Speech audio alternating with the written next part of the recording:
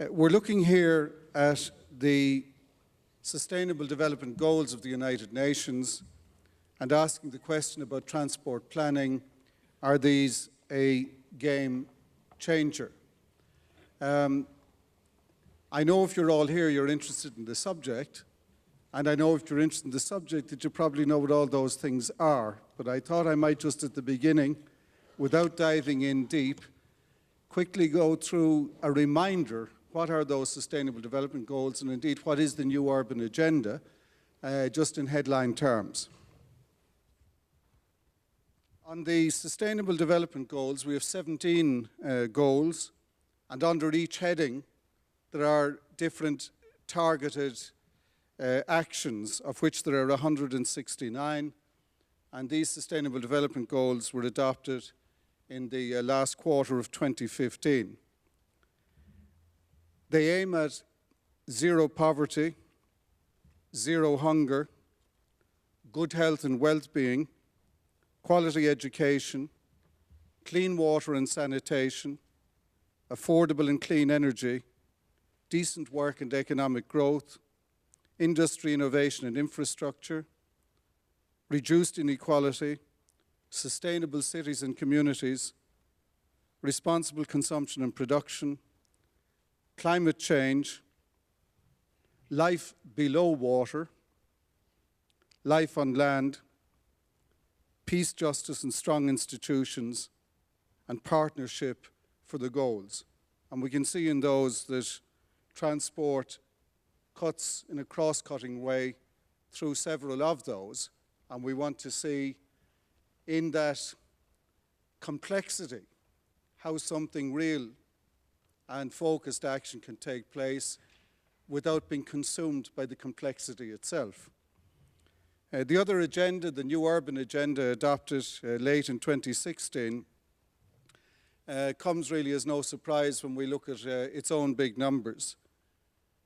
Cities account for just 2% of the global landmass, 70% of global GDP, 60% of global consumption, 70% of global greenhouse gas emissions, 70% of global waste. So the New Urban Agenda is looking at basic services for all, housing, water, sanitation, healthcare, food, and so on, at equal opportunities and no discrimination, at measures for cleaner cities, at reducing risk and increasing resilience, particularly in the face of natural disasters, at addressing climate change and greenhouse gas, at respecting migrants and refugees, and at green and open spaces. So again, elements where transport comes in. We've got a very interesting and distinguished panel, and what I propose to do is to invite each member of our panel to speak to us just for a few minutes to introduce their preferred emphasis from this pretty wide menu. I will do a short question and answer with each panelist after their intervention. We will have some discussion across the panel, and I hope that you also will want to intervene with questions or comments, and we should have time in our agenda to do that, and I invite you to do so. The first panelist I would like to turn to is José Luis Irigoyen from the World Bank, who has for ICT and transport a particular responsibility, and I would ask you simply to take that big question, the Sustainable Development Goals, the New Urban Agenda, and fit transport into it, how you manage that cross-cutting complexity and where maybe we should draw the lines if we want to get some things done. Thank you, Pat. Is it working? Yes. Yeah. So thank you for this opportunity to talk about this agenda. Clearly, there's no doubt about it that the next 15 years, the SDG, the 2030 Agenda, and the global agreements on climate will have a tremendous impact on the transport sector. See what policies are favored, what changes have to be done, the role that different organizations will play, from governments to civil society. So when you look at what has been the outcome, the first thing that stands up is out is the fact that it's a paradigm shift in defining these SDGs from simple access to a much more holistic approach where if you look at the SDGs as a whole, you see clearly an emphasis on equality, universal access, for example. You see an emphasis on sustainability, including a link with climate, and references to efficiency and also to safety. So very clearly this defines a more holistic agenda of what is required from transport.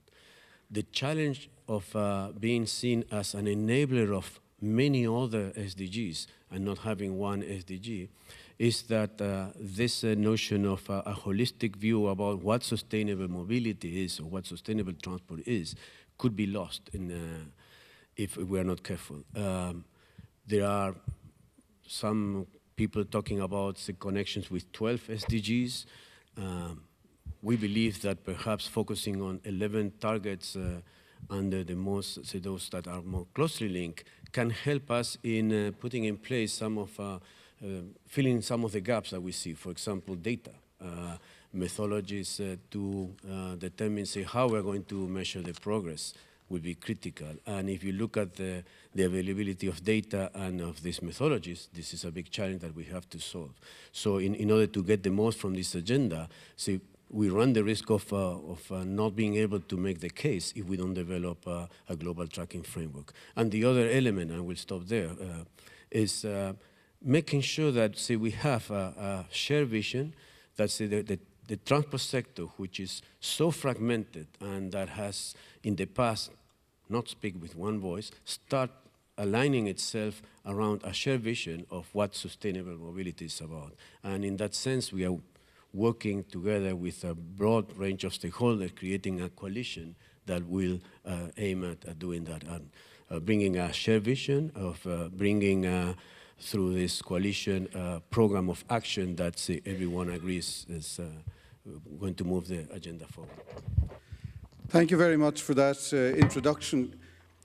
Could I ask you, taking some of the points you make, firstly to explain to us here, as I understand, on the UN side, the World Bank has been charged with the responsibility and the task of pulling this sector together in some sense. Can you just talk a little bit about what you said? It's a very fragmented sector, you said, and you want to try to find one voice.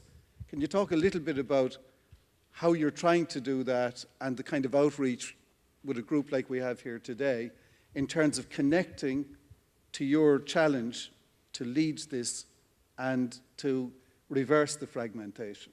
Right. So first is we have not received a specific mandate to build that coalition. It has come out when last year we had a climate summit. There was an interest in galvanizing support, and our president, Ban Ki-moon, was also there, launched this idea of creating a sustainability for all. But this is a partnership, a voluntary partnership, and I think the value precisely is in making sure that, see, this broad range of stakeholders bring together their ideas, and we then come up with a vision that allows us to speak with one voice.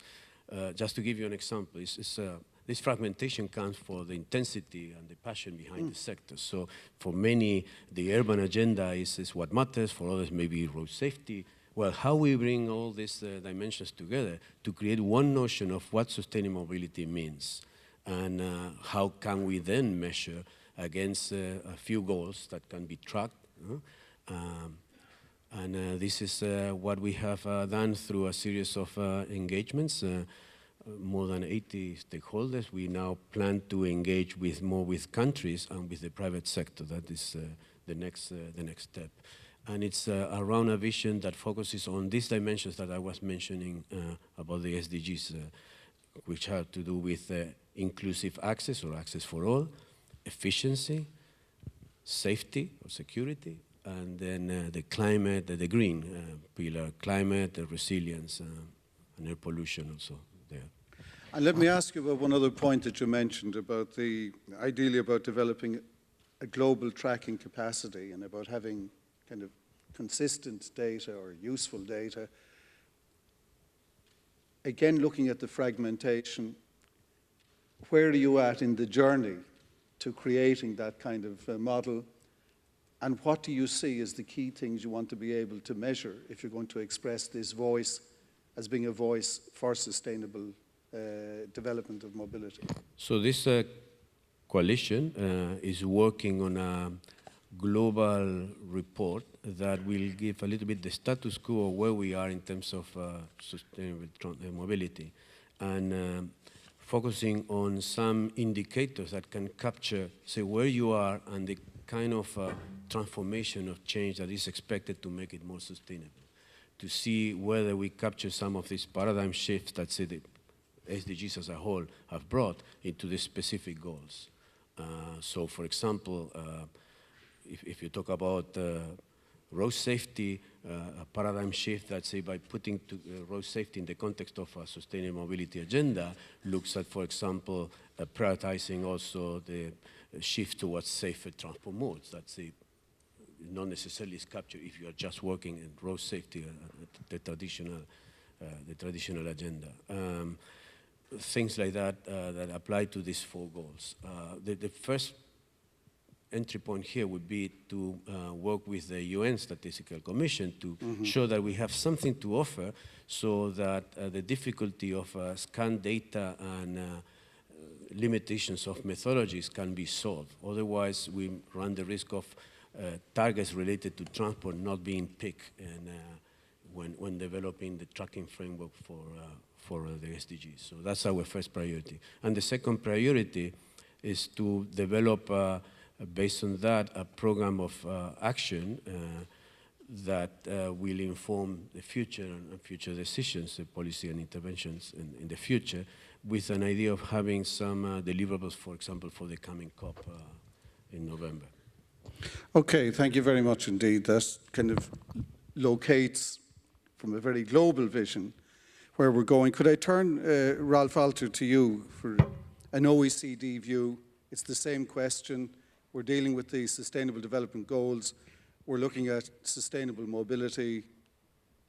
Where do you break into this equation, and what view do you have as the points that need emphasis?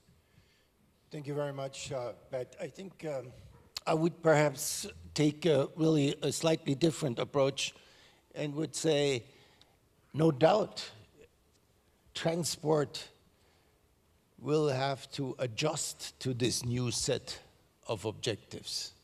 But that's expected now from everybody. So it's nothing particularly relevant for the transport sector. It is actually a change in the way policies will need to be carried out. This morning you heard it, and this afternoon in the opening I thought it was a very clear message.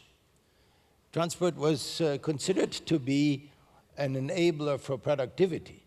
I mean, it is actually, transport is actually one of the conditions for growth.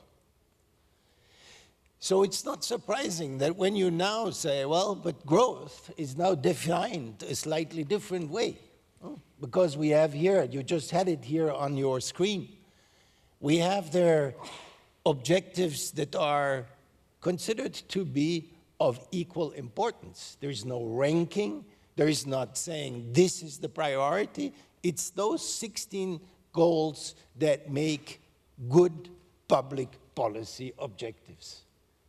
Transport will have to deliver on it.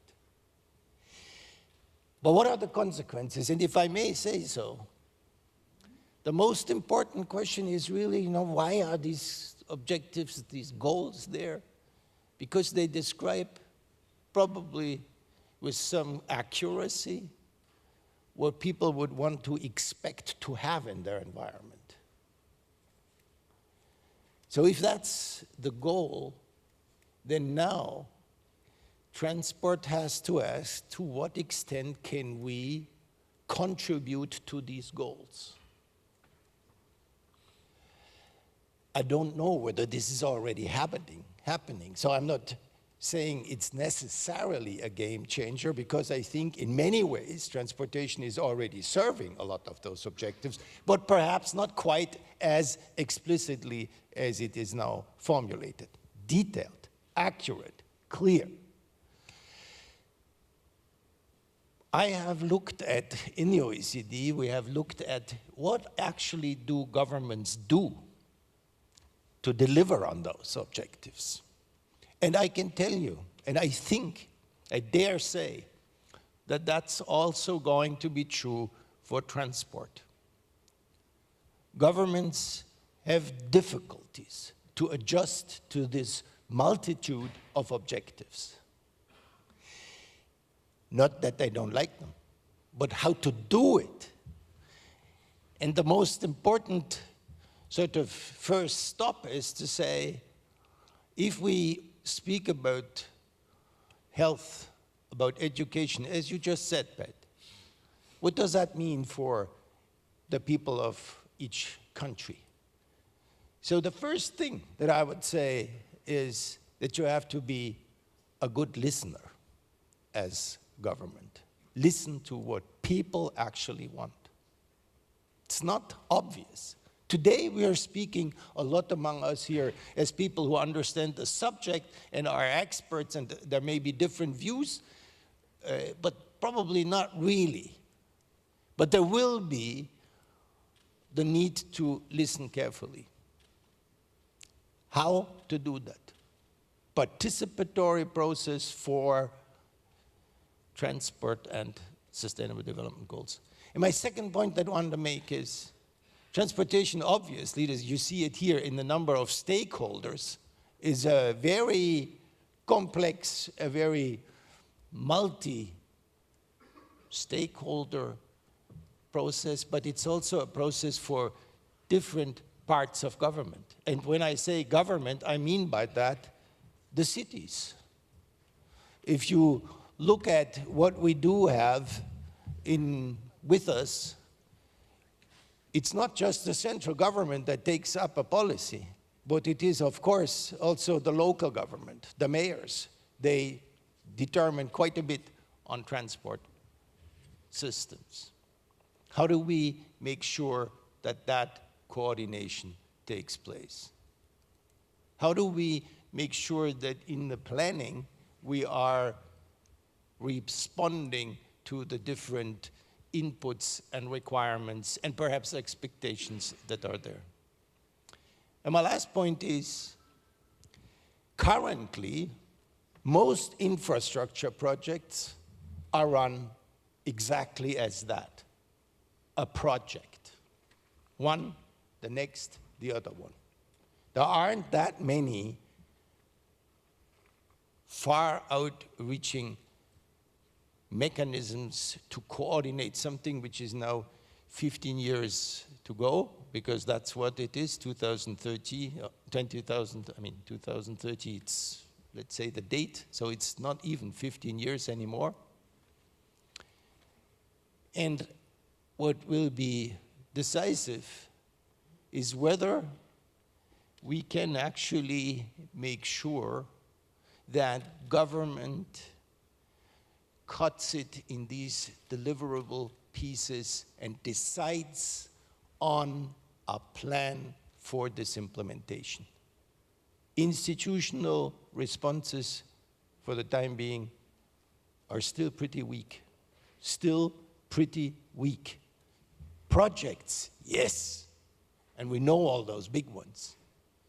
But a plan, and if I may say, a policy for this type of infrastructure with the institutional backup is weak. And I'm talking here about the experience of OECD countries, which typically are relatively well equipped with institutions and capacity. So if we think about it, this is a global objective.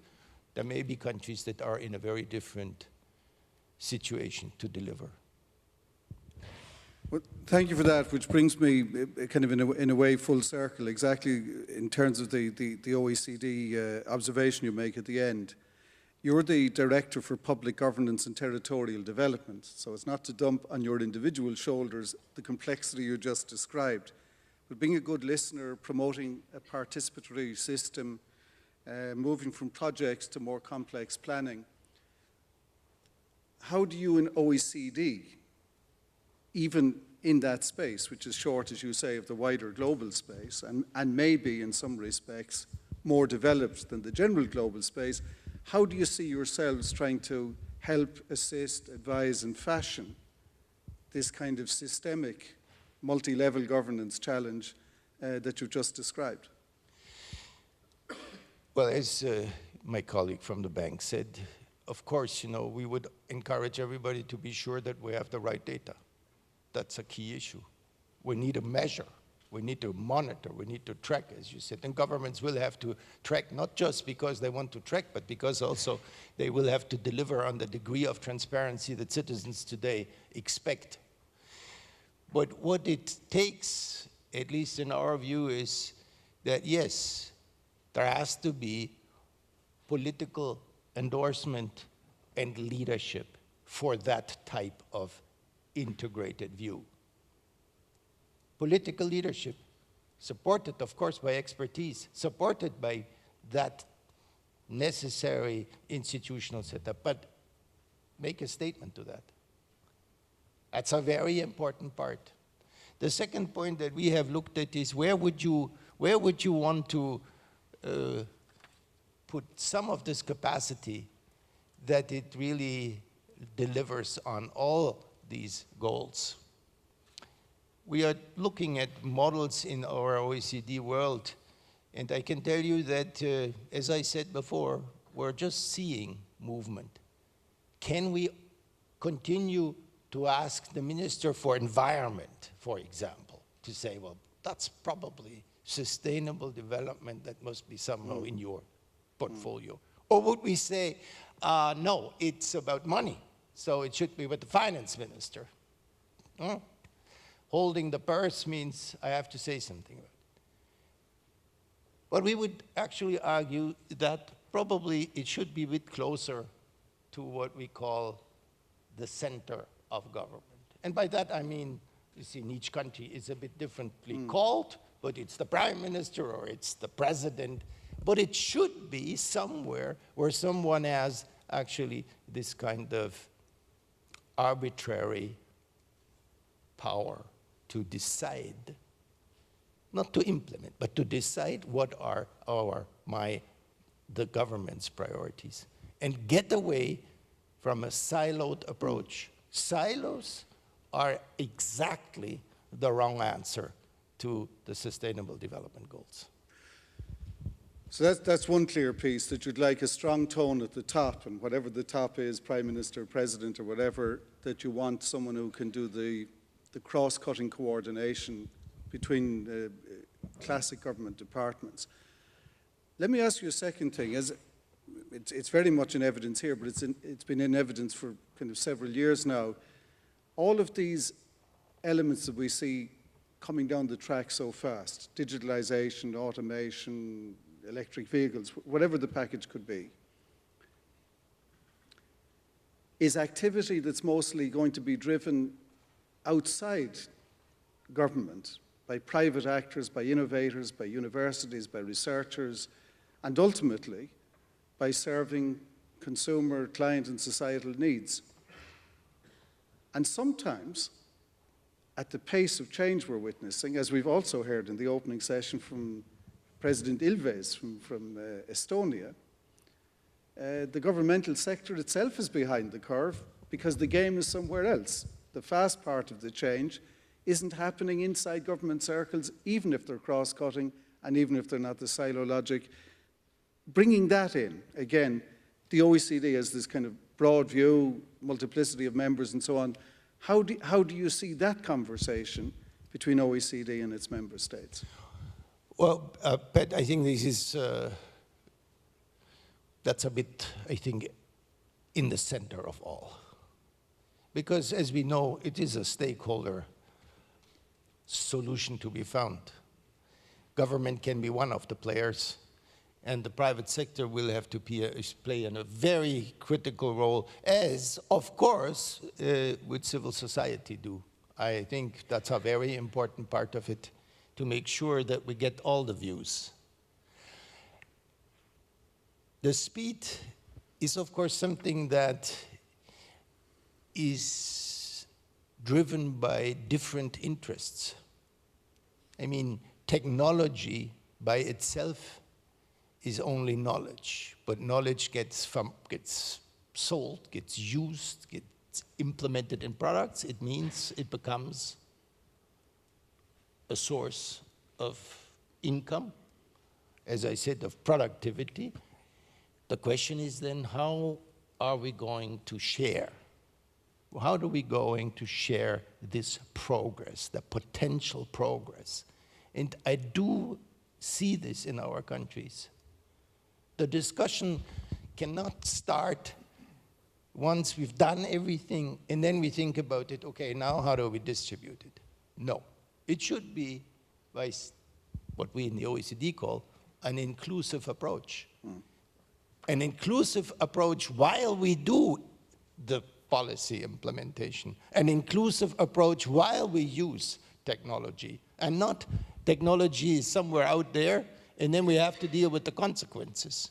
And to give you an example, this enormous emphasis that we have on skills of people, on capacity of people, is exactly to equip citizens and workers and those that are contributing, to equip them with the capacity to be beneficiary of these fantastic progress rather than victims.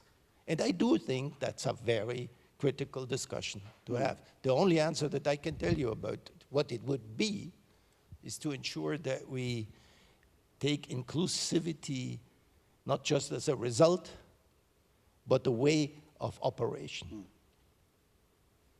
Thank you. I mean, my interest in this, even if it's a bit conceptual, is precisely because everyone is wrestling with a lot of complexity, and it's a question of finding the anchors that allow you to tie some things down and to act. So I think in general terms that discussion of kind of extracting and looking back in is probably helpful. What I want to do now is to introduce our next speaker, Dr. Malone Lee. She's director of the Center for Sustainable Asian Cities and works in the University of Singapore. I'm really pleased you're here because as the only woman on the panel, you represent 50% at one level in gender terms. You bring us an Asian perspective, but you also bring us very much the new urban agenda perspective, which is connected, of course, to the Sustainable Development Goals, but has its own space in policy terms. Again, I invite you to make an introductory comment, and I might follow up with one or two questions. Sure, thank you so much. Thank you. Okay, hi. Thank you very much indeed. And first of all, do apologize that I was running a little bit late. Okay, I want to really specifically link the SDGs to some of the work that's been done within cities. And I really want to follow up on the point that's made with regard to integration within government sectors, which is extremely important, but focusing perhaps on land use planning. Because I think essentially you really need to forge a very strong link between transport planning and land use planning in order to actually push the motivation towards attaining sustainable development goals, which are wide-ranging, which are very societal, which touches on economic and social realms that is often beyond some of the technocratic orientation of transport planning. And I think firstly we note that with most planning jurisdictions, if you look at it from the governance and the institutional perspective, there is, in fact, really a weak link between transport and land use planning. And of course, there are institutional barriers and territoriality that often undermines the kind of horizontal integration that's needed, because transport authorities tend to have their dedicated missions, their organizational mandates that focus on mobility achievement, and very often infrastructure tend towards infrastructure investment in what we see as solution-based approaches towards transport issues. So essentially what you're looking at is that there is a lot of concerns, say, for example, about congestion, and there's a tendency to then say, okay, let's build more roads and let's look at infrastructure investment as a solution to those problems. But with the SDGs, I think we have to find better ways to do these things, because sustainability is really also about resources, also about a whole lot of other things that relate to equity and accessibility and affordability and a whole range of different issues. And building more roads in itself doesn't always, of course, solve or address those concerns. And certainly, I think there is a need to then address or look at wider and more strategic land use planning issues that actually look in the upfront at social issues, as well as longer-term concerns relating to population, demography, economic development and growth, and of course equity and other social issues. So, and often when we look at strategic planning, the approach today, of course, is actually towards increased accessibility, and sometimes this involves more than just, of course, we talk about building roads, but we talk about integration in terms of bringing work closer to homes, for example. And the other way, of course, is to allowing more people to work closer to city centers, and therefore, in the process, reducing transport needs. And so the focus on mobility seems to be out of sync with those kind of concerns. And we really need to, I think, shift the focus from accessibility to, from mobility per se, to really talk about accessibility. And I think those are the major concerns. My second point, which I want to perhaps touch on, is really move away from urban issues or very local type issues to really look at the regional aspect. And here I'm actually perhaps a little bit more familiar with the Asian context and with Asian cities, with the sort of bigger countries like China, India. And I think in these places, we witness major urbanization push. And oftentimes, the push is towards the big cities, what we call the primate cities. We see the push towards Shanghai and Beijing, and in India towards Mumbai and Bangalore, and some of the bigger cities which are already bursting at the seams in terms of their congestion problems, in terms of the need to provide housing and other types of urban amenities. And so we see the results of that urbanization push. You see congestion, you see pollution, you see all these major problems. And the tendency at the moment, we look at the big boys, the big business players, and they are focusing on addressing transport problems in terms of mega infrastructure, not just, and oftentimes, of course, it's within the cities, but very much often it's actually across cities, linking big cities, for example. And you see projects like the big rail link between Shanghai and Beijing, for example. And there's nothing wrong with this infrastructure investment, but the declared purpose is for the continued prosperity of these cities. And this, unfortunately, is often to the detriment and to the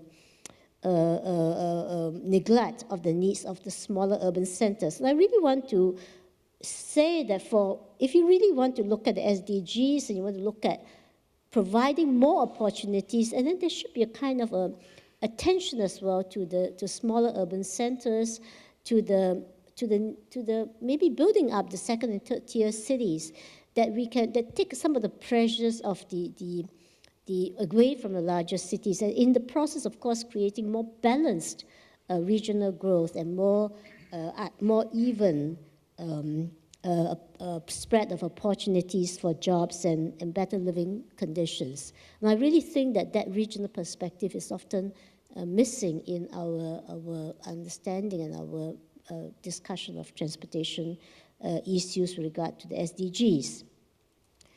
And finally, maybe I will make a small point, but probably maybe because I work with a university and I'm more concerned about pedagogical issues. And I think one of the major concerns, we're talking about game changer, is that we have the traditional approach to transport planning, which is very much demand-based, forecasting type model. You build to meet demand, and you respond more to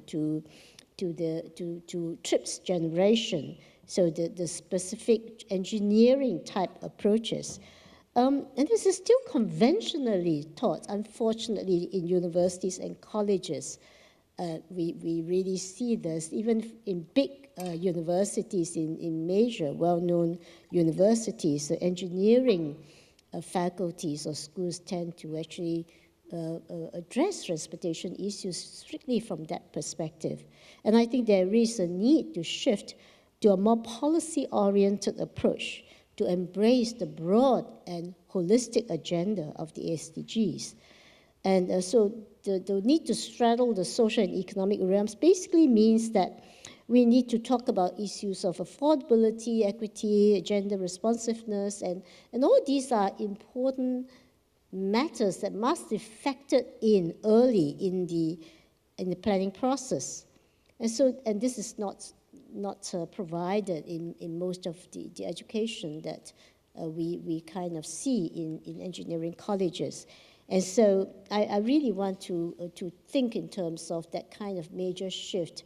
And of course, the other aspect is actually also alluded to earlier, the importance of participatory engagement with stakeholders and the kind of interactions that are often missing in our more technocratic approach to transport planning. And I think these are important aspects that perhaps needs to be considered if we want to talk about game changing.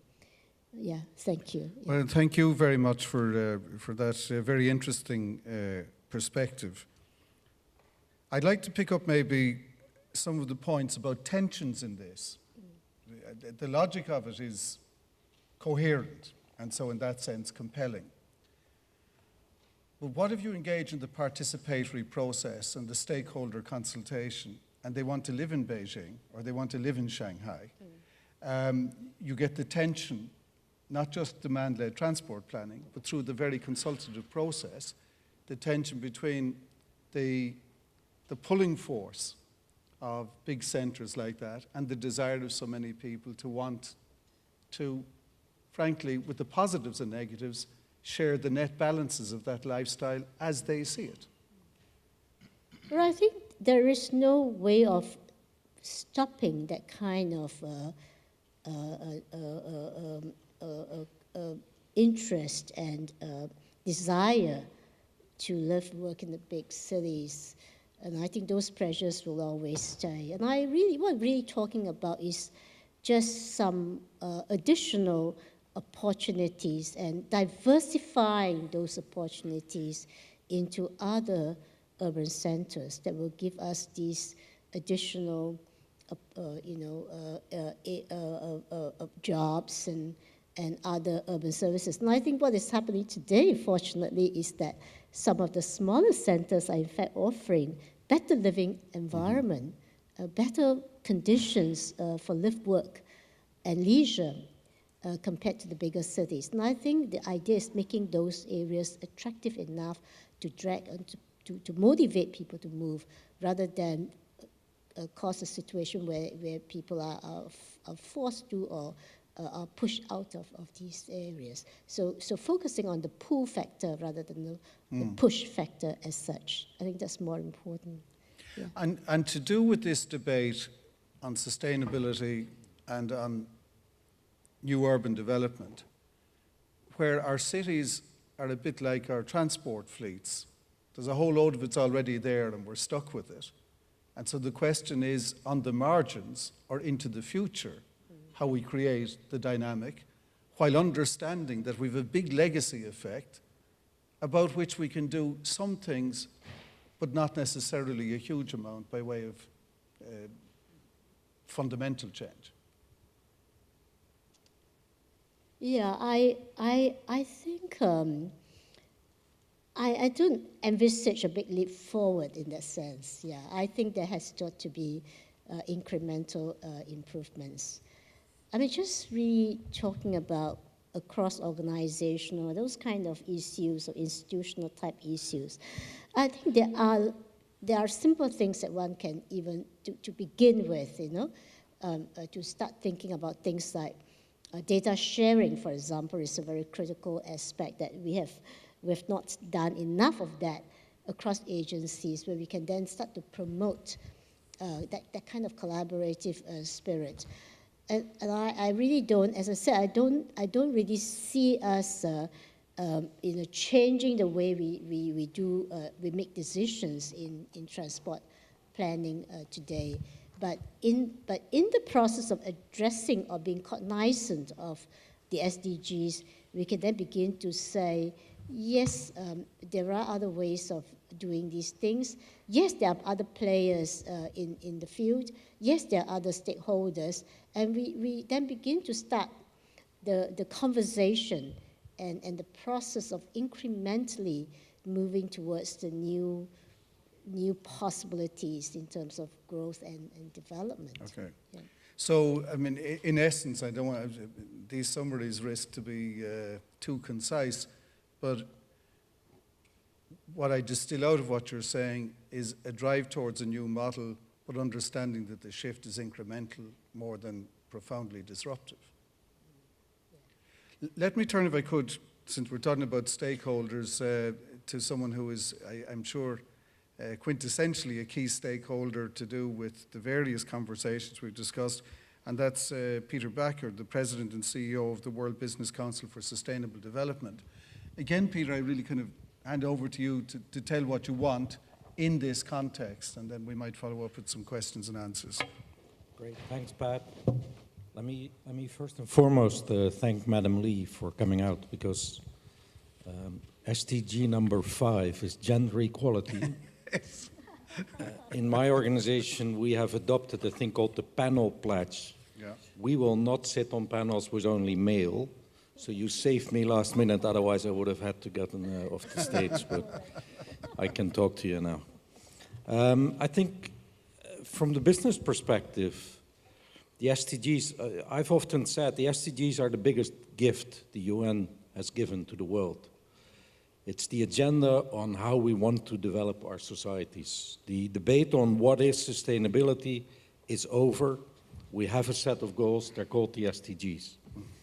And I think as such, they are game-changing, but I'll argue the opposite position a bit later. I think it will completely change the conversations. The SDGs, contrary to the MDGs who were before, have been written in a language and with input from all stakeholders. So actually in the text you will read what business role is in this, and that business is expected to deliver solutions and innovation.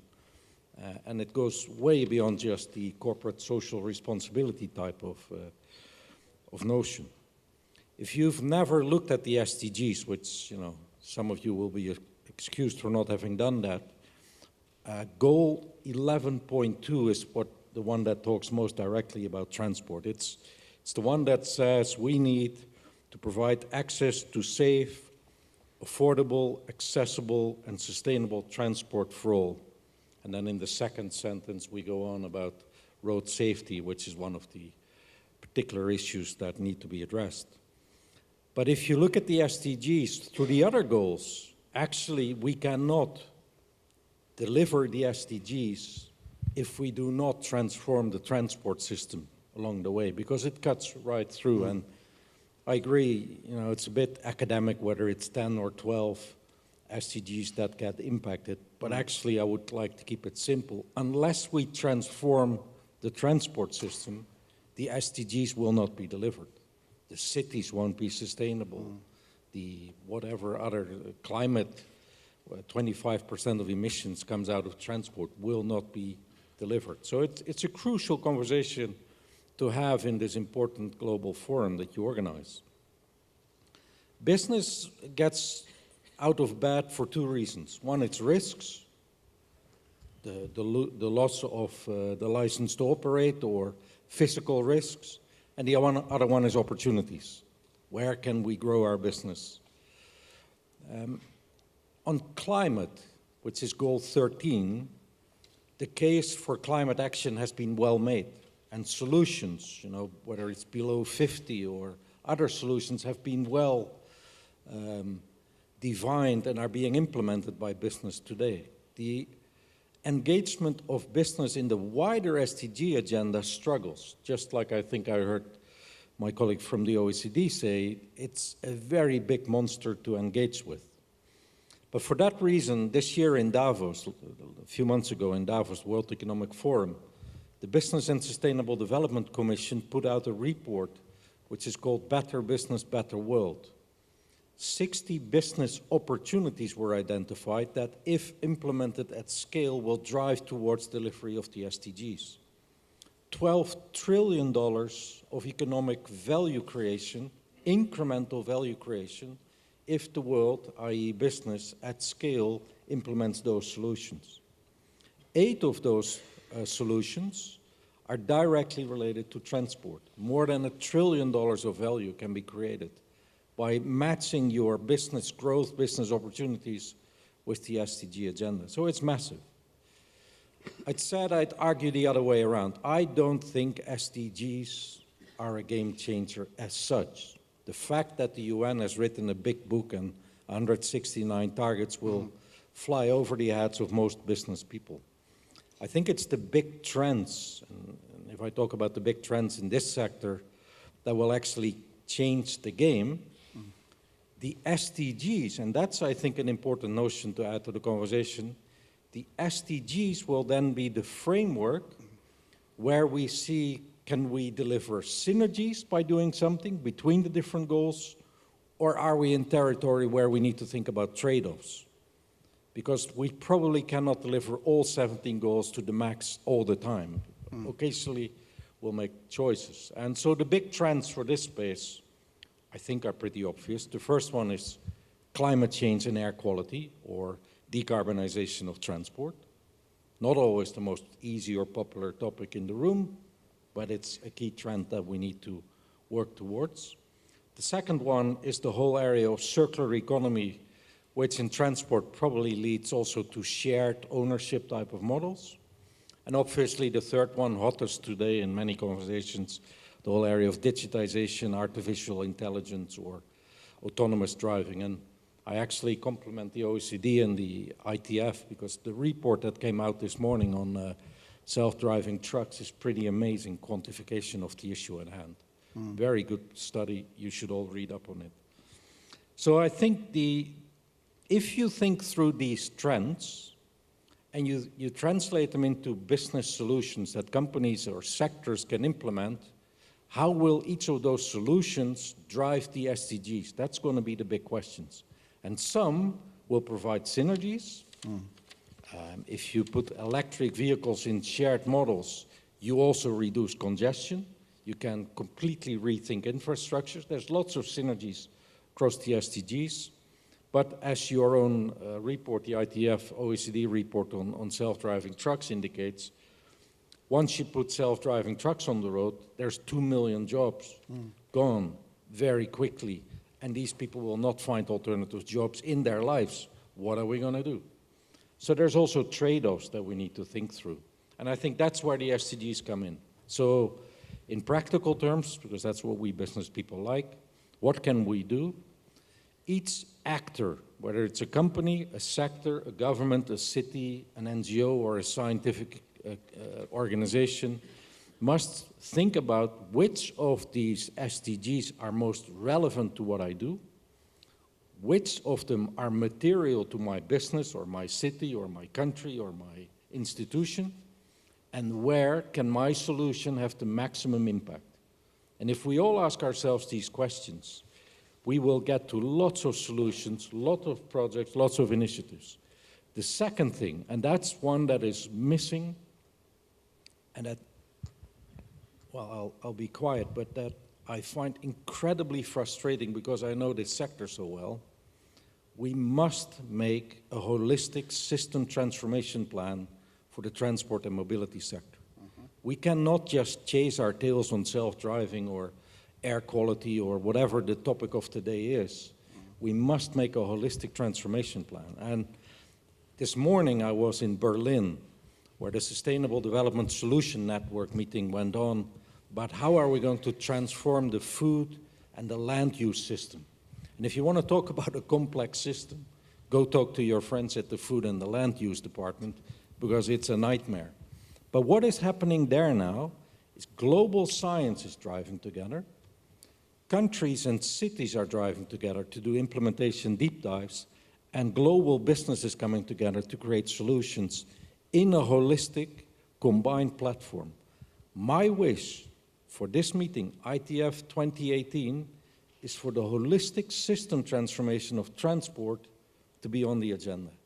Then we're making steps towards the SDGs. And we cannot wait until 2019, because 2030 is around the corner. Okay, a very interesting menu there, a lot of food for thought, to borrow on your meeting of this morning. Let me ask one or two things that are really just very straightforward. You talked about the opportunities for business, and you said that opportunities in the transport sector of up to $1 trillion have been identified, and there were some key areas. Could you just, in the trillion, Sure. which are the ones with the richest opportunity set? So I'll just run down the numbers. You can find them, by the way, on the Business and Sustainable Development Commission.org website, I believe. But electric vehicles, $300 million. Car sharing, $200 million. Road safety, 150. Self-driving, 100 million. So there's a menu of opportunities that have been calculated into annual savings. That, you need to take with a pinch of salt, because this is the McKinsey type of high-over analysis. And those are great. We've seen the graphs, and occasionally you get away in your board meetings in presenting those. But what you now really need to do is translate those into what is the solution in Singapore that's going to work, and which are the companies that we need to get them around the table. So we need new coalitions. Some of the mobility companies, they might be in the room, they've created a thing called the Sustainable Mobility Indicator Framework for cities to make sustainable mobility plans. The Below 50 Coalition is bringing all the producers, users, and investors of low-carbon fuels together. So we need to think of new ways of collaborating. The McKinsey slides will guide us where should we look first to make sure that there is real engagement, interest, not just at the Chief Sustainability Officer desk, but at the CEO desks. And then we just need to have collaboration with governments, science, and all the stakeholders. Let me ask you one other question, which is in this risk opportunity space and the overview you would have.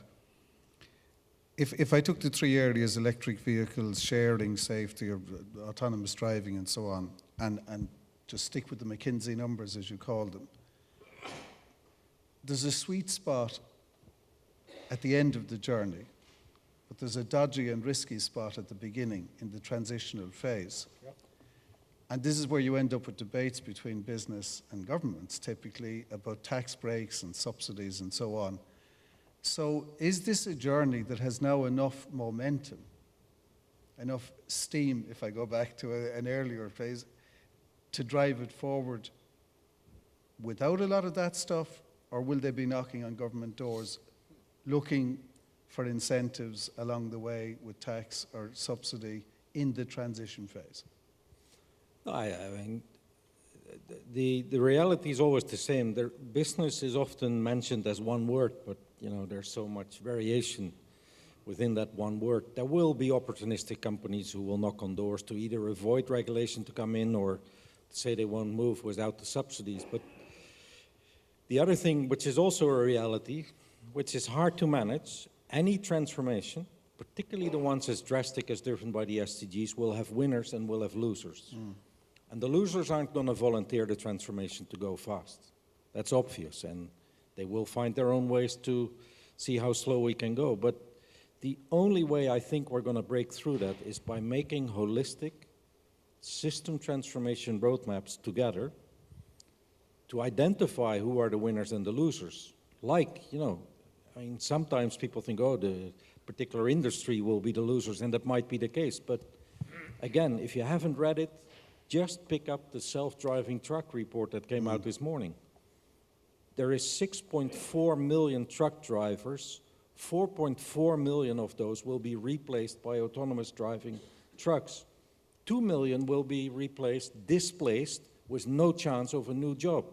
Who are they going to vote for next time an election comes around? And these are just the truck drivers. We're not talking about the bus drivers, the taxi drivers, the Uber drivers, the parcel delivery guys. These will be zillions of people. That's an SDG question which we don't address. And I know one thing for sure, unless we start addressing it, technology will continue because you're not going to stop technology from happening. Sure. So we need to bring this conversation, as painful and hard as it is, forward.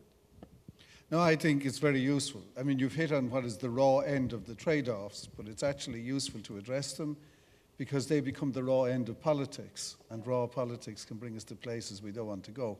Do you want to come in quickly? Yes, please, because I don't want to hog this, please. Yeah. Very quickly, just to say, you see, really, when Peter says we have to identify the winners and the losers, that's what we have not sufficiently done when we spoke about a few decades back globalization. Yes. We knew, and we know today as well, that's a fantastic thing. The benefits are definitely outweighing cost. What we haven't thought about, not just these aggregates, but also what really are winners and losers, and what to do about it. And that cannot be a solution that is individualized. Yeah. That's why you are talking about a conversation. Yeah. No, I think a point well made, and thank you for making it. Let me turn, if I could, to David Ward. He's Secretary General of the Global New Car Assessment Programme. Bring your conversation where you will, David, but I know your key focus is on road safety. And I guess one of the things that you're pleased about, that road safety is actually in the Sustainable Development Goals, and it wasn't in the Millennium Development Goals, and therefore it already represents a step in the direction of the kinds of things you want to speak about and promote. Exactly. You just took away my first sentence. Yeah, it's great. Sorry, it's great that it's in, and it's in twice in the health goal with a very ambitious target to try and halve road deaths and injuries by 2020, which I don't think is going to be achieved, but nevertheless it's a huge challenge. And also in the goal for cities, it's also relevant to goal 8 around employment conditions and safe working practices, and it's certainly involved in 17 with partnerships. So it's wonderful as a mobilizer for all those connected with road safety. I think the discussion, we have a very rich, fascinating discussion. To try and relate specifically to that, I think one area that I think we are neglecting is the horrible phrase, but low-hanging fruit. There is still a lot out there of existing current technologies that are not being fully exploited. If you take in the vehicle sector, about 60% of new motor vehicles have electronic stability control, the anti-skid system. It works in everything from trucks right down to passenger cars. It avoids crashes, avoids congestion, saves lives, etc., etc. There is a large amount that we can exploit of systems that are already known and just not fully penetrating through vehicle fleets. And actually that's where you're going to get the quicker wins that are within the timescale of 2020 into 2030. And I think we mustn't lose sight of that. I think also I'm all in favor of the technology revolution that we're going to see around automated vehicles and so on. But we've got to be realistic about timescales, and also the scale as well. It took 100 years to get 1 billion motor vehicles on the planet. We're probably going to get to 2 billion by around 2030 or a bit after. The proportion of that extra billion that is coming, the proportion that will be fully advanced autonomous vehicles is very, very small. And if you look at where road deaths are occurring, 90% in developing countries where you have rapid motorization, the truth is we're not going to make a dent on that with autonomous vehicles anytime soon. It's about exploiting the technologies that we already have and getting them faster adopted in these emerging markets. I strongly agree with the integration agenda, and I think the best thing for the road safety community is to be part of this wider subject area. I strongly agree with systems development and actually not being passive in responding to demand, but shaping demand for transport in ways that actually have holistic benefits. I think we need to actually have better understandings of what is transport efficiency. It can come down, you can measure it as how much it takes to generate kinetic energy, how much it takes to control it so it doesn't injure people or harm the environment. And we need to integrate road safety into those other agendas. And that's why I think there's a tremendous lot to be said for urban planning, city development, that control the amount of speed in systems that are sustainable, more efficient, less emissions, and so on. And integrate is definitely the name of the game. And on that, we do have to be, again, realistic about timescales. If you want to affect rapidly road safety, yes, you get out there and enforce. You've got to have a big crackdown on enforcement to get behavior right. What do we know about enforcement? It works. It works in France. Spectacular. President Chirac, for instance, implemented a very tough initiative around road safety enforcement and had a 50% improvement. But we know that it's very hard to sustain that. Long-term sustainability of better road safety is going to come from more systems-related things. That's better technologies, better urban design, better road layouts, and so on. And that takes longer to feed through. It takes 15 years or so for a vehicle fleet to turn over. And so you have to have this sensible timescale approach. And then finally, I just want to talk about partnerships. This is not all about governments. Government regulation is very important. It does sometimes, a thing like electronic stability control, that technology is going to be introduced initially in the more luxury vehicles. The challenge is how do you get it spread right through to the smaller vehicles? There always comes that point where there's a kind of market failure, where in order to get it universal in a fleet, you've got to make it a regulatory standard. So there is a role for standardization in the product cycles. And the trick for governments is to regulate cleverly to make that happen effectively.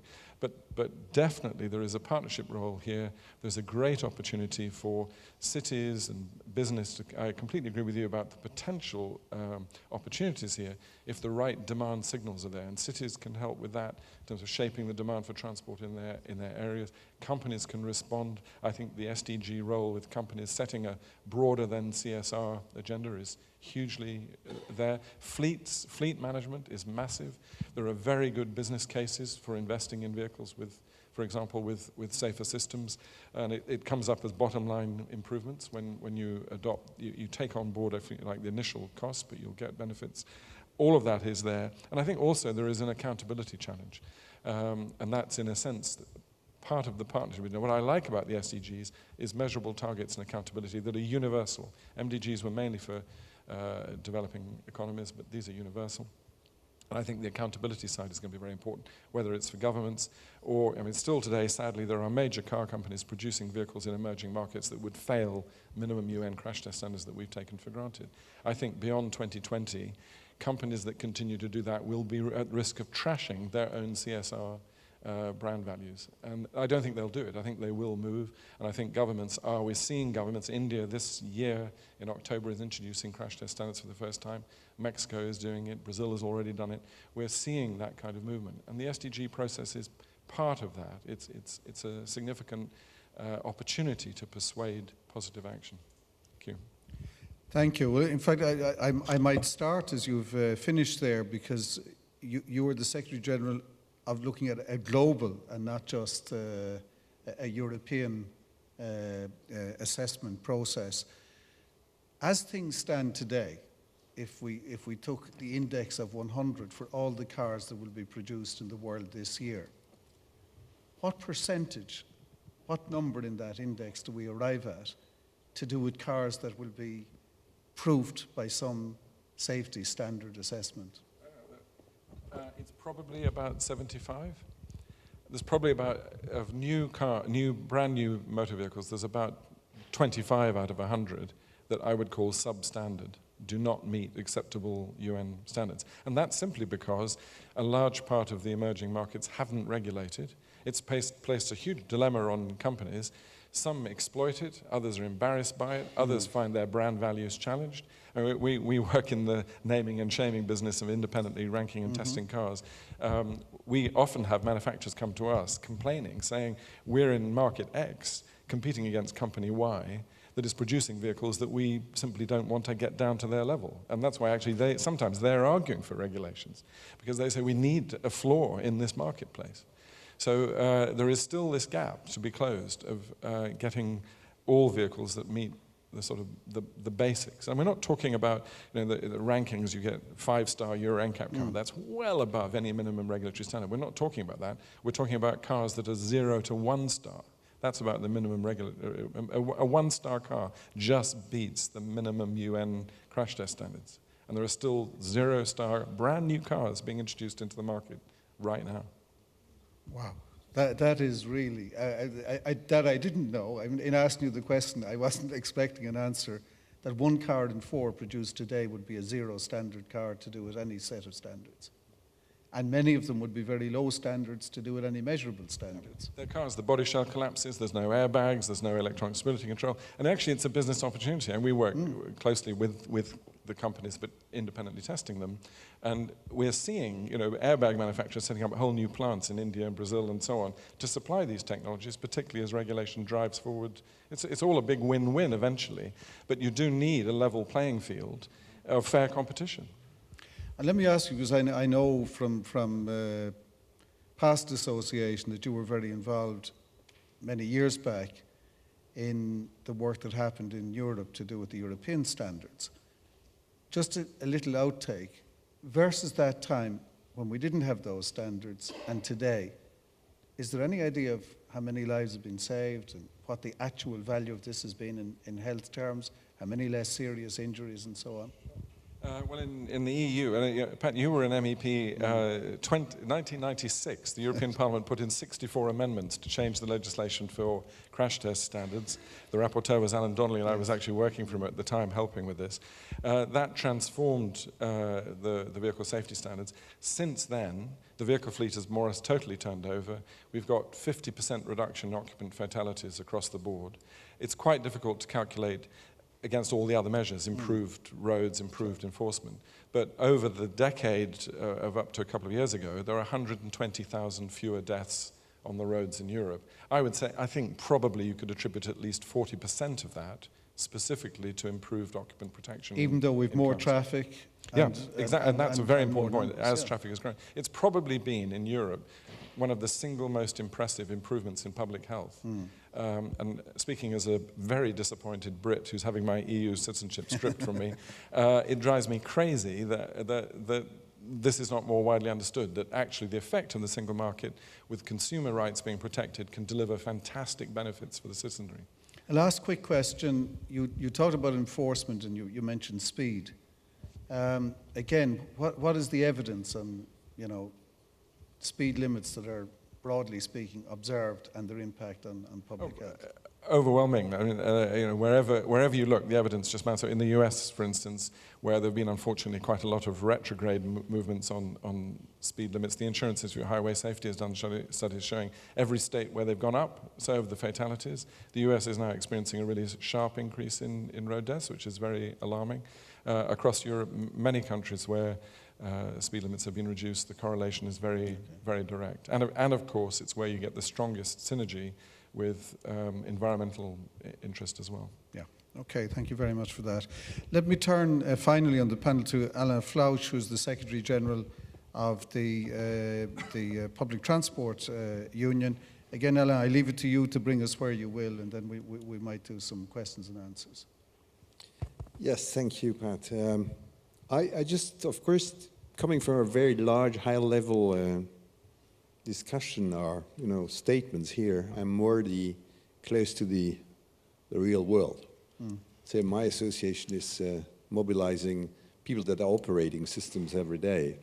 But I had also the opportunity, by being member of this high-level group that was decided by the Secretary General, to participate to the setting up of that report, which is now used as a basis for defining what sustainable mobility is all about. But during our work, it was pretty clear from all the members, although we are not God and we can't predict the future, that we had the feeling that we were using the ASI method, you know, avoid, shift, improve. Mm-hmm. And what I notice is generally that the industry or the private world is very much focused on improve. Because this, and politicians might be the same, there is a kind of obsession or thinking that technology will help us to solve everything. And this is because technology is coming up like something coming from nowhere, and that would help weak politicians to take, or not to take the right decision. Because on the ASI, there's also A and S. A is avoiding mobility, and that's all about land use and, you know, the mixed functions of cities and being sure that people don't have, like in Paris, to commute from the west, from the east to the west, just because all the jobs are on the west side and the housing is in the east side. But then also, we were all convinced that we would never succeed in sustainable mobility if, and to achieve the goal of the SDG, if we didn't go through a massive shift, modal shift. And there, I think it's something that is frequently forgotten, but obviously we were happy to read in Sustainable Development Goal 11.2 that you mentioned, that we need sustainable cities, and to that extent, we need to expand public transportation. That is the only mode which is mentioned in the whole Sustainable Development Goal as being the one that needs to be invested into. So this is a key target, and we know that it means a lot of investment in public transport supply. But it's not enough. I think we need to be, as public transport people, we need to be conscious that it's not enough because it's not always the supply side. Somebody mentioned that earlier. Always working on supply is not enough because it's just, you know, the traditional marketing views that you incentivize people to use, but at some point in time the marketing tools are not enough. And you need to work on the other side, which is the demand for private car. If you really want to make a city livable, we have to reduce the impact of the private car in our cities. And that is something that has been started in Stockholm, in London, or whatever, but there is no silver bullet. You have to combine increasing the capacity of public transport, making it more comfortable, more pleasant, more attractive, but by the same token, reducing the impact of private car. And I think Mrs. Lee was also sharing the same view, of course, working on the land use, which is clearly combined with transport, because basically our cities is first a question of land use. Transport is only coming on the second level. It's an enabler after, and land use is of the essence because the way we have conceived our city, and that's, as you said earlier, Pat, it's unfortunately, you don't change a city over the weekend. But at least you should start having a different policy. I know, for instance, that TfL in London, the agency for mobility, has decided not to build any new road. That's a decision that was taken. And the city that have been using all three pillars, working on the land use, working on the demand management for private car, and working on the supply of public transport, has been extremely successful. I don't want to be complacent, but Singapore is an excellent example to that extent.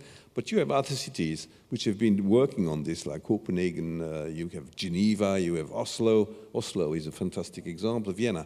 So this integrated strategy is, and I can of course speak much more about it, because I think it's not only a question of that public transport can help making a city livable, it's also because besides just being good for environment, besides being good for health, because I do believe also it has to be combined with what we call the active mode of transport, which is walking and cycling. This coalition can really have an impact in terms of environment, in terms of health, in terms of economic development.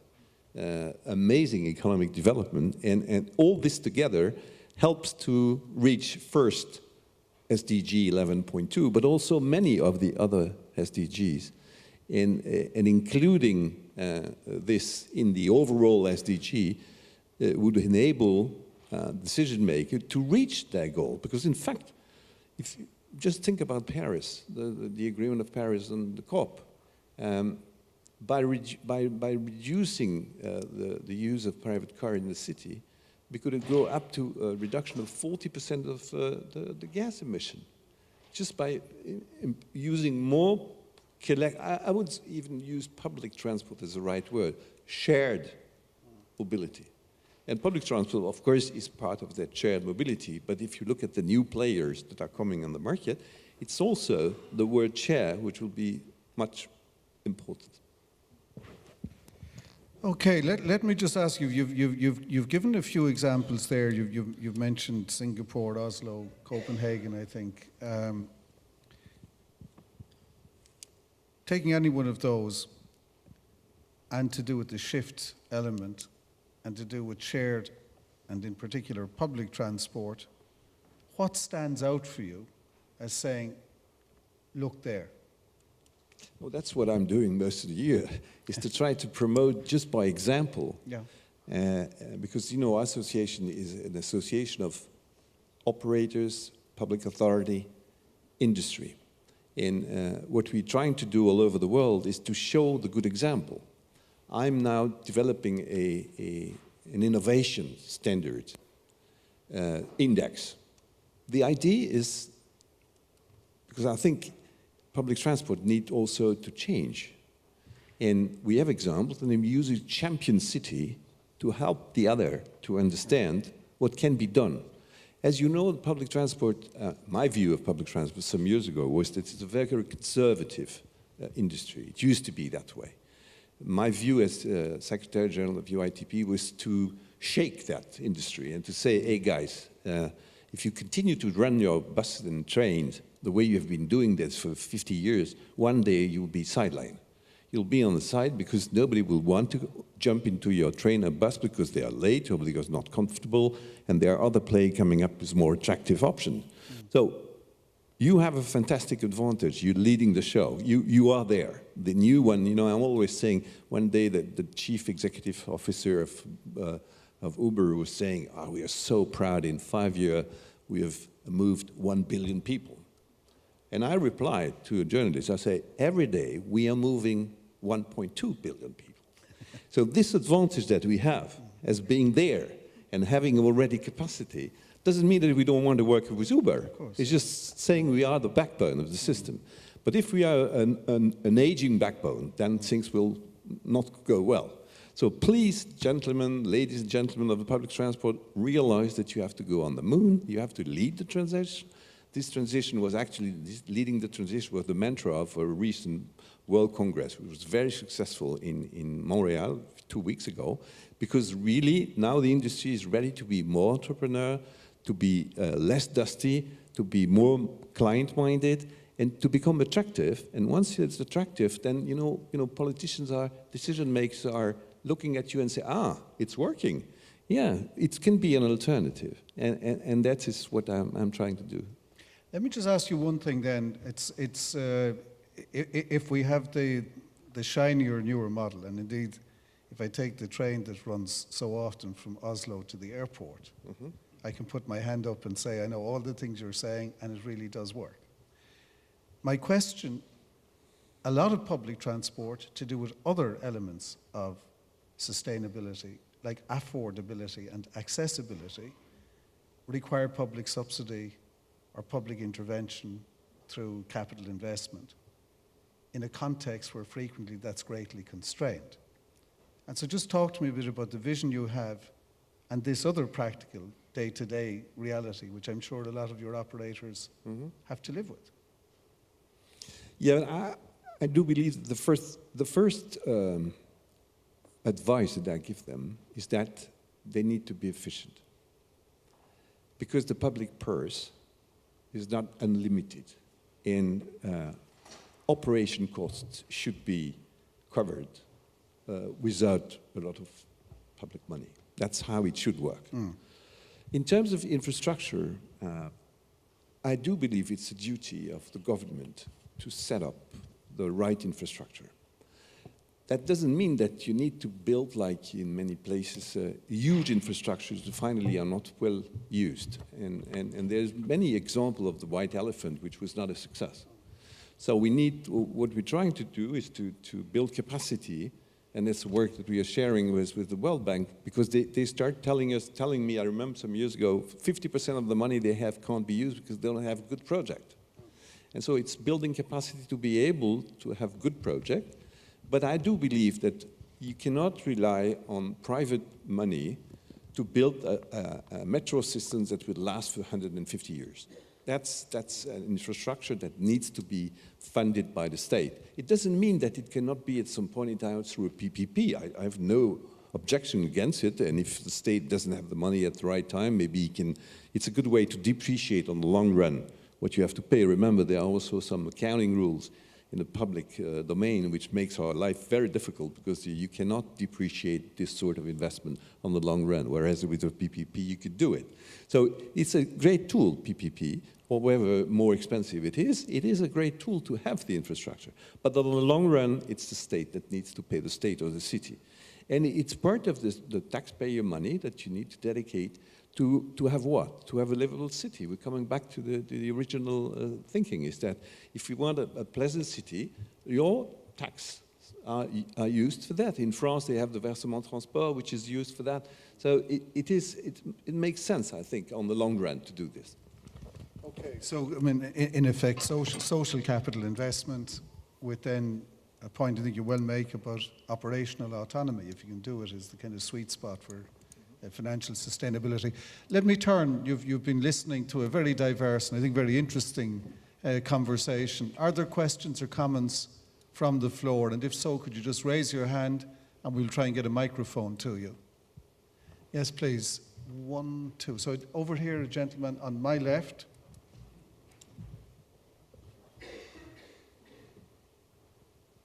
Hi, I came from ICAO. I have a specific question to Madam Lee. Just what I understood, what you said is to change from the demand-side approach to more policy-oriented approach. If my understanding correct, this is so-called supply-side approach. The problem right now is that this is a chicken and egg problem.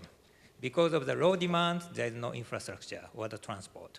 Or no transport, that's why there's no development. So which is coming fast?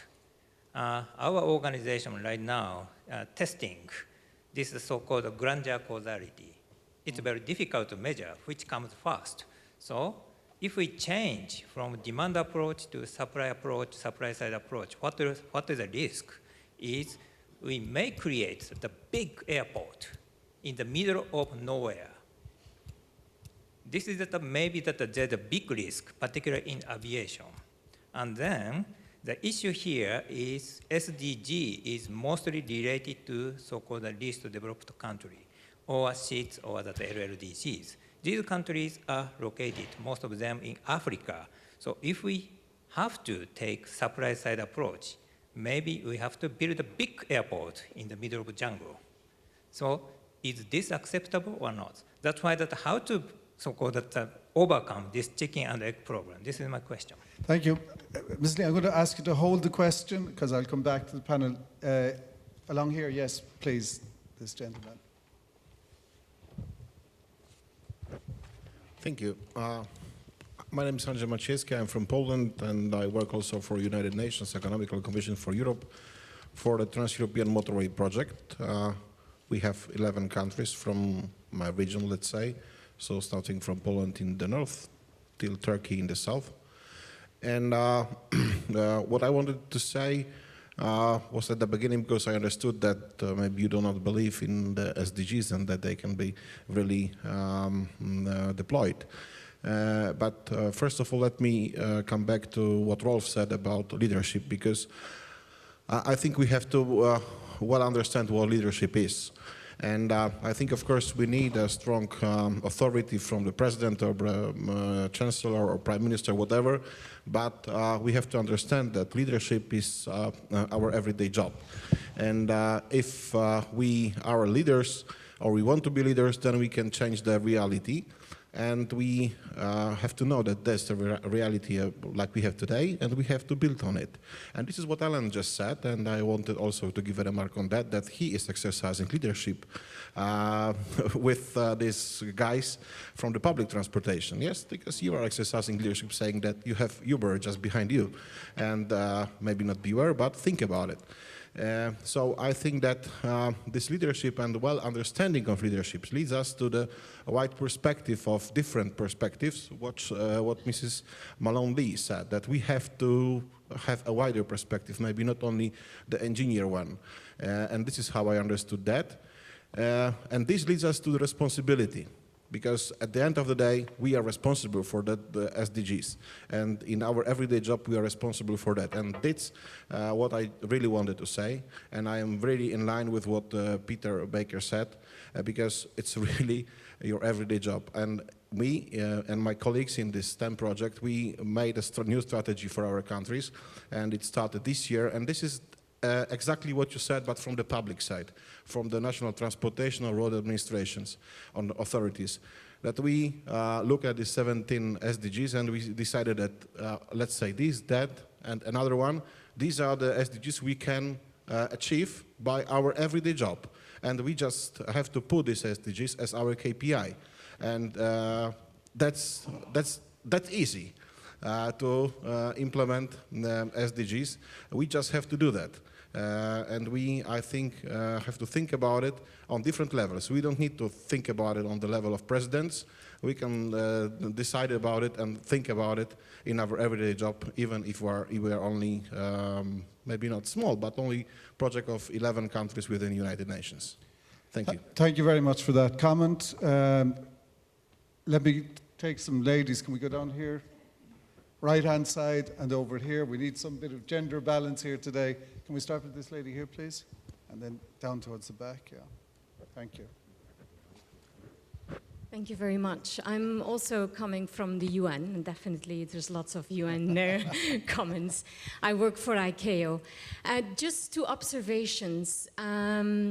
Number one is the beauty also of the SDGs, and while I've heard this morning in separate conversations that mobility transportation as such maybe isn't an SDG goal in itself, the beauty is that it is cross-cutting and it contributes to all of the SDGs or many of the achievements of the SDGs, and it's taking basically not a siloed approach. So it's getting out of the silos, it's working towards synergy. So I think it's you always can look at the glass half full, and I definitely think that's the way to go.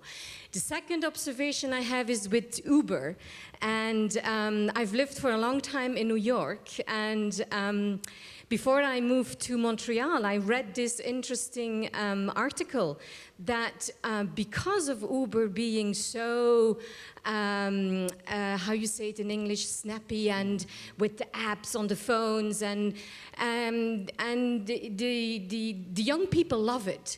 So they've actually witnessed that now in New York City there's a lot more congestions on the road because everyone is taking Ubers and brothers and sisters of Ubers, because Uber is not alone.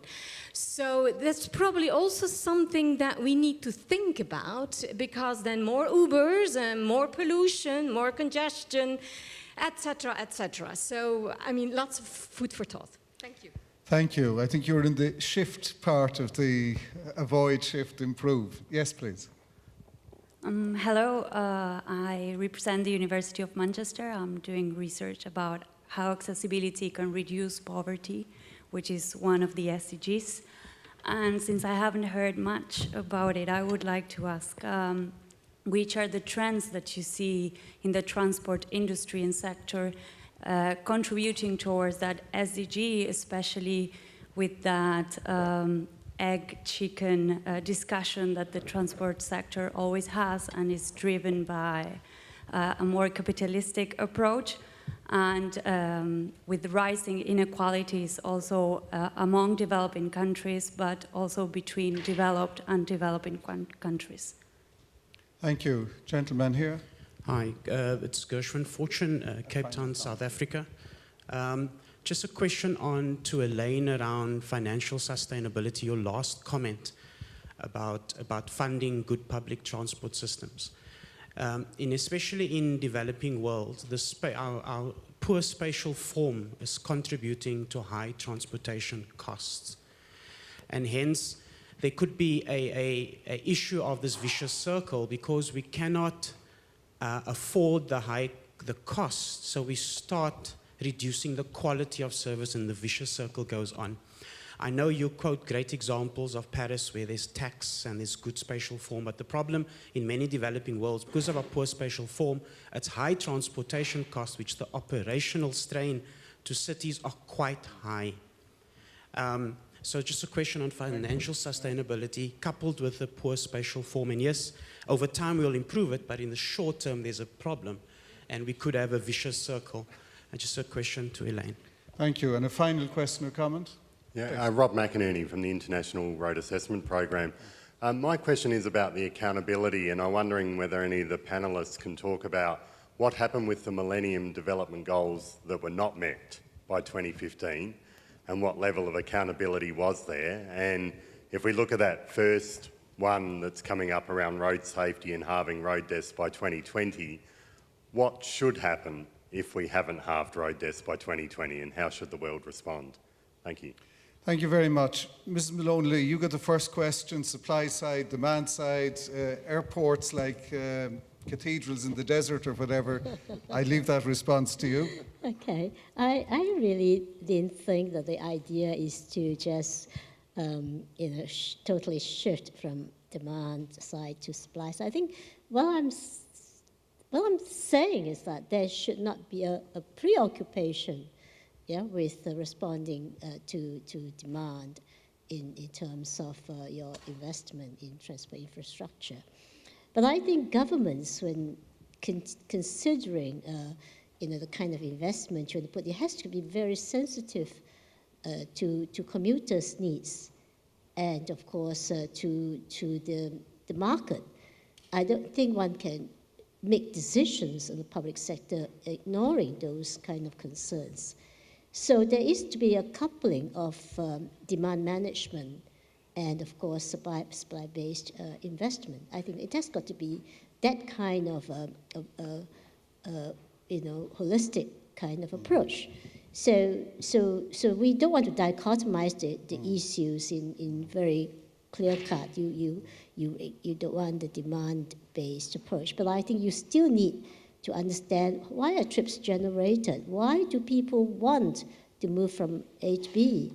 And why do they use certain forms of transportation, whether it's cars or buses or whatever it may be? I think we need to have that understanding. We need to study demand-related issues to make good decisions on investment. And I think that's important.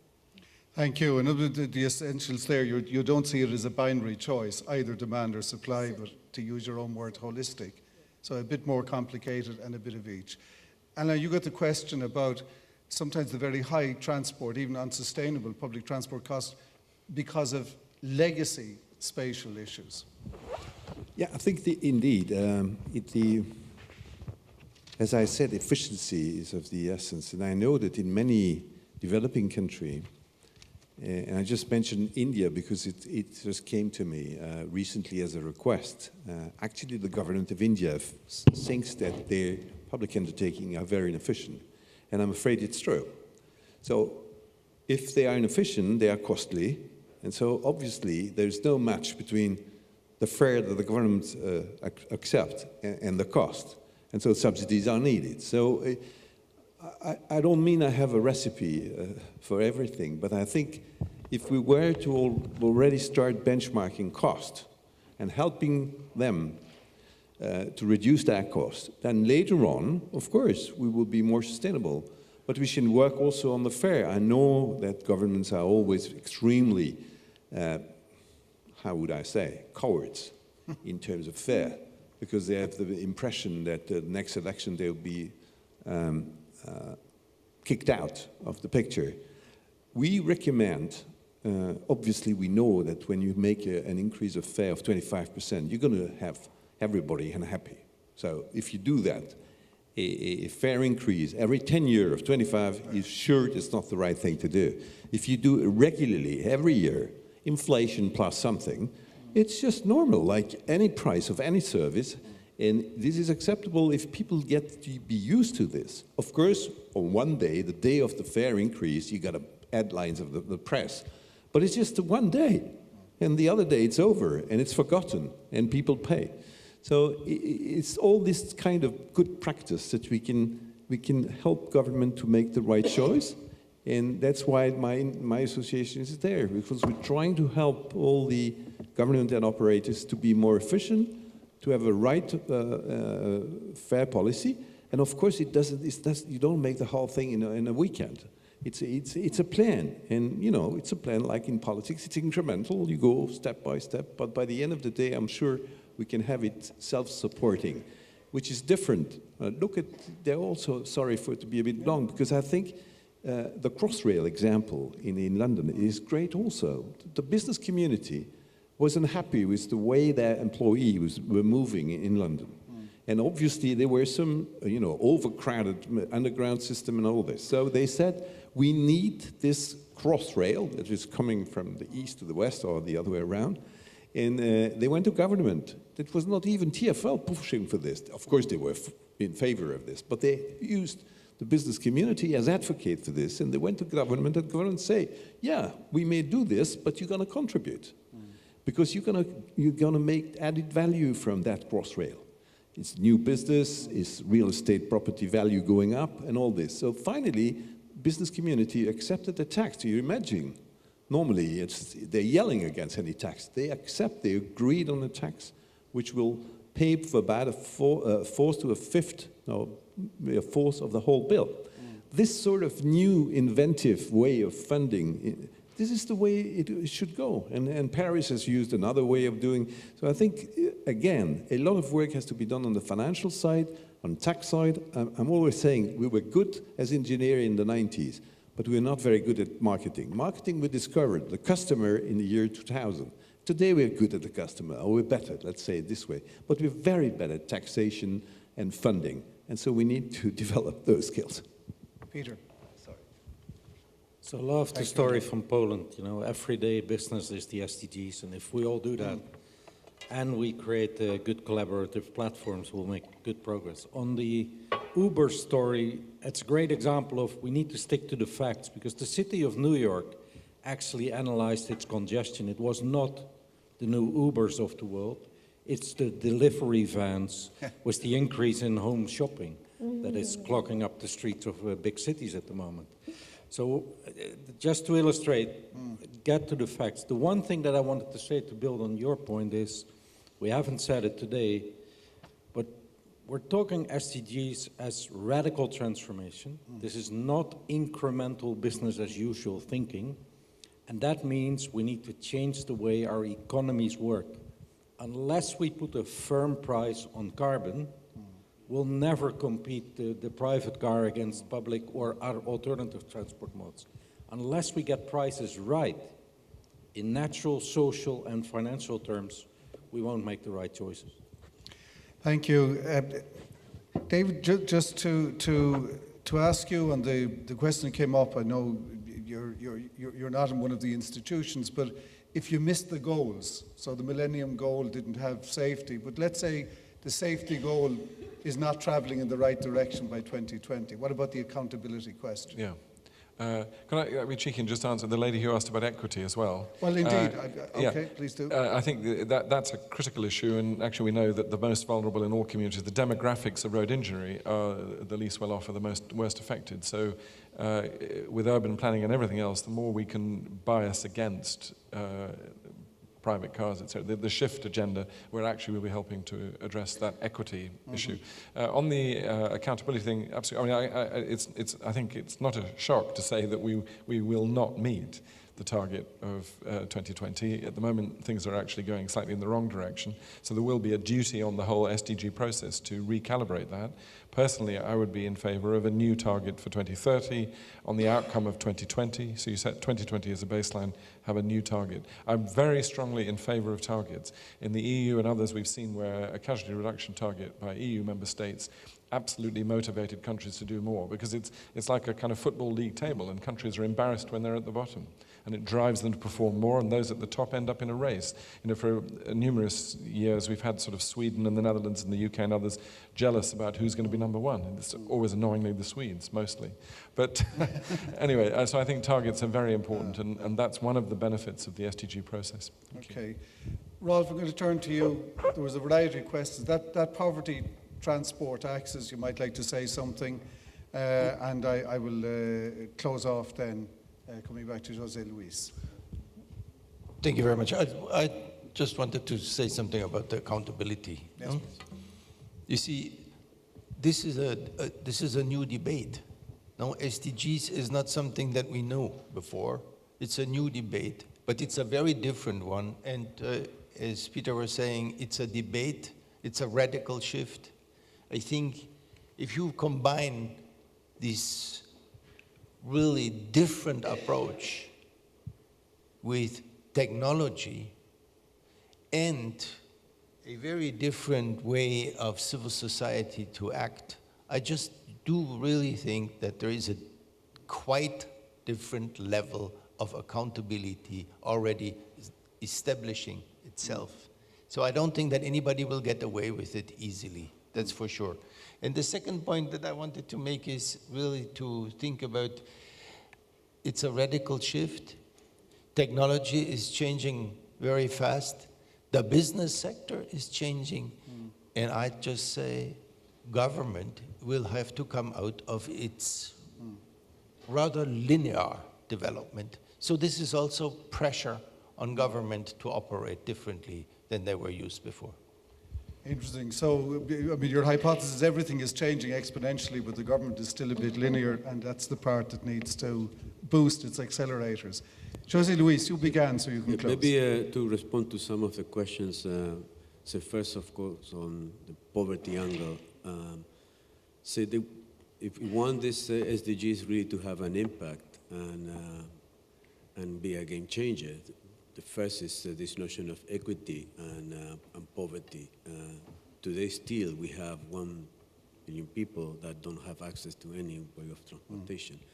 It's extreme poor living in rural areas. And it's very interesting because certain countries, when we started measuring that 2007, reacted to that, India and Ethiopia, for example, and they have closed the gap significantly, and others, you see, this is stagnant. Today we have the means to measure where they are. See, I call them the invisible people. The problem is not only extreme poverty in rural areas, it's also the urban poor. And here the issue is more complex because they are there for a reason, and the cities may not be delivering to the expectations. So how are they integrated? Where they have the opportunity to access opportunities, for example. And with technology, we are now trying to measure, say, for example, what is the probability of accessing jobs, for example, given the location you have. And when you do this analysis for poor neighborhoods or concentration where poor people live, you have a better understanding of how inclusive is your public transportation system or how affordable it is when you compare with households. Or even road safety, for example, the implications they have for pedestrians that usually are poor people.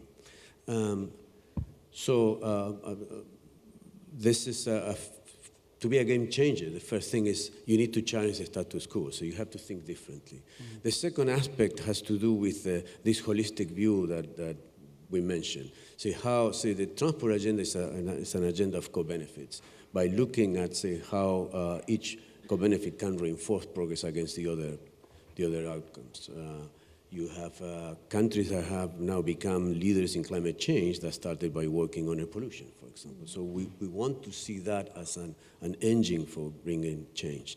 And the third is the transformative aspects that Peter was talking about. How by bringing this holistic view, then you realize that the solutions are going to be different. You mentioned, there was a fantastic question about the urban form and how this affects outcomes.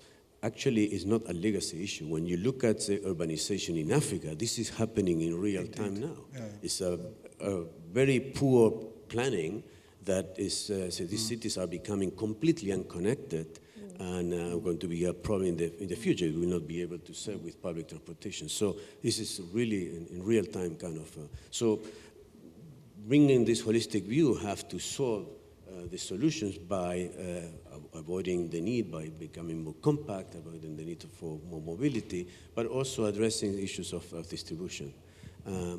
And fostering the transformation that the sectors will require. We were discussing the carbonization of the transport sector. Obviously, there is an enormous role here for governments, but also for the private sector, for the economy as a whole. So how you develop roadmaps where the industry will be able to react, to plan ahead, say what are the changes expected, where you can bring some predictability, and how through thinking through this holistic view, how the SDGs agenda can help us in thinking about, say, the solutions of the future as opposed to the past. Being through the transformation of the sector, being through the use of big data, for example, for improving planning, all the solutions that we know are available today that has to be rolled out and used across countries and across different levels of governance. Thank you. Just to wrap up the session, I must say I learned a lot. I found it extremely interesting. I think the SDGs give us something really important. I think we're living in an age, and we see it in our politics and our commentary, of very coarsened public discourse.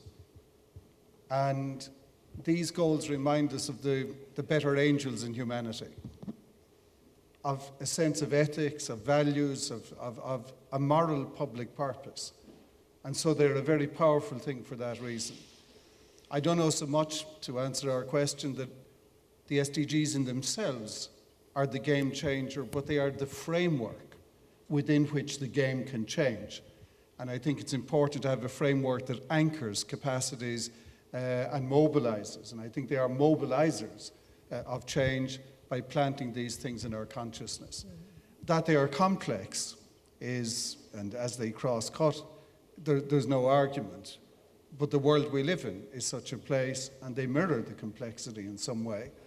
I think a takeaway word I have, and you've all used it, the holistic dimension is really the thing, that the old way of doing business, of planning things, of doing things, is insufficient to the scale of the challenge. And that this holistic and inclusive space that you've all talked about in different ways, I think is key. And if I relate transport to climate change, one of the things we can see straight away is that looking back to 1990 and some targets we had at the time of Kyoto and so on, that transport grew so much in spite of improvements in technical and regulatory standards for fuels and cars and trucks. It grew so much that we were polluting more at the end of the run than we were at the beginning. And we've now set targets that are more ambitious than the things we've already missed. And that tells one big thing, that the change, if it's incremental, won't deliver what we want. It really needs to be transformative. And I think we've captured, in some sense, the necessity, even if complex, for that transformative change. I would ask you, please, to show your appreciation for a wonderful panel here today. I thank them on your behalf. I thank you for the time you've given. And should you still have the energy to do so, a modest but real reward is that the Mexican presidency of ITF invites you to a reception at the zoo in town, which is close to the Westin Hotel, if you still have the energy to indulge yourself in a very nice reception. Thank you all very much indeed.